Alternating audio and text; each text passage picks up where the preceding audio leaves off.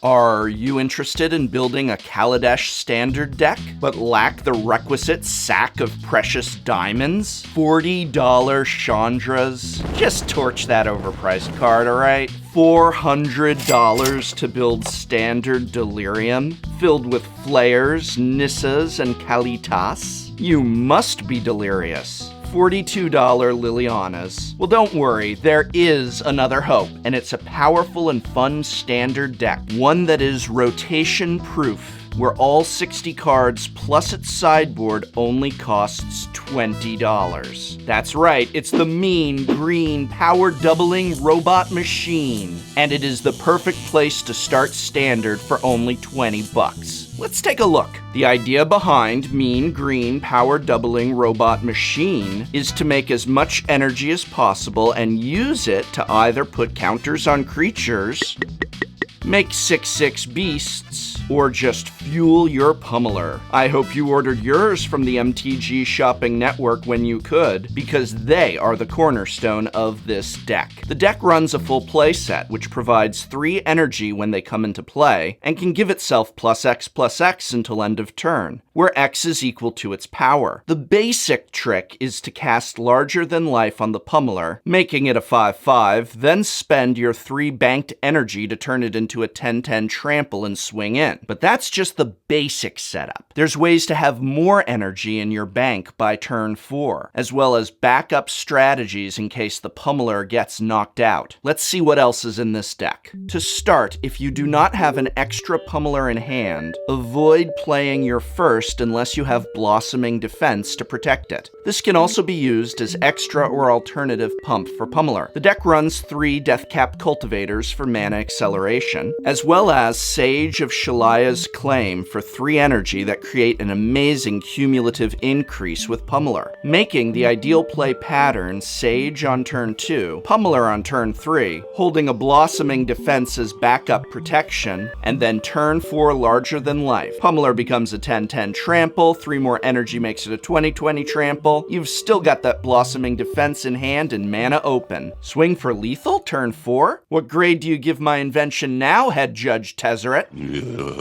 But wait, there's more! With a mix of Attune with Aether, giving us a land and 2 energy in the bank, Servant of the Conduit, which puts 2 energy in the bank, and if necessary lets us spend 1 energy for a mana of any color, and Aether Hub, we can potentially have 9 energy by turn 4. And if the plan with the pummeler doesn't work out, there's still other win strategies due to other energy sinks. And since so many of the cards I'm about to mention have enter the battlefield effects that make energy, if our opponents kill our creature, we just have that extra energy for our next sink. Such as, oh I don't know, a playset of Longtusk Cub, which not only gives us 2 energy when it enters the battlefield, but also lets us spend 2 to put a +1/+1 counter on it. With that giant bank of energy, you can make your monster grow. A real headache for our opponents. 3 Bristling Hydra adds 3 energy, and you can spend 3 energy to give it a +1/+1 counter, as well as hexproof until end of turn. Nice self-protection there. And Architect of the Untamed gives us an energy for whenever a land enters the battlefield under our control. For 8 energy, we can create a 6/6 beast. In addition to all the other energy generation the deck runs, we also throw in a playset of Evolving Wilds to help with that non-keyworded landfall trigger. Finally, we mainboard 2 Deadlock Traps to give the deck the best removal available. Let's take a look at our mana base. Hold on to your wallets because the mana base is 14 forests. Oh, wait, that's as cheap as can be. As already mentioned, the only other lands are 4 Aether Hubs and 4 Evolving Wilds, both incredibly affordable. Luckily, with 4 Attunes, we can get away with only running 22 land. Sideboard is flexible and likely to evolve as the meta establishes itself. However, for starters, I recommend 1 more Blossoming Defense and Deathcap Cultivator and Bristling Hydra, in case you need that little extra protection, acceleration, or power, 2 more Deadlock Traps for heavy removal, which is also why we've got 3 Hunt the Weaks for targeted removal, and 2 Takedown as a cheap answer to heavy-hitting Flyers. I also think it's a good idea to have 2 Thriving Rhino for added energy and muscle, and finally 3 Woodweaver's Puzzleknots for extra energy for those longer, grindy games. I would give a new or returning player this deck over a Planeswalker deck any day. It has complex synergy, yet is easy to pilot, understand, and is powerful enough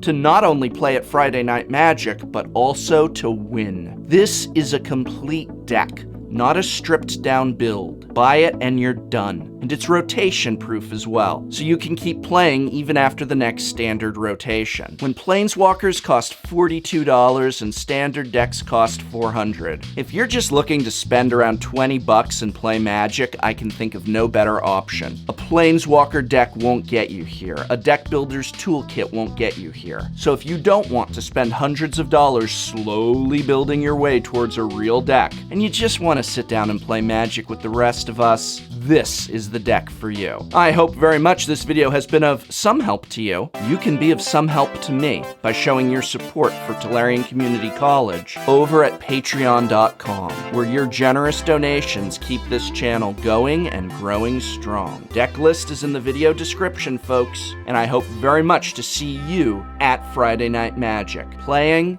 having fun, and winning.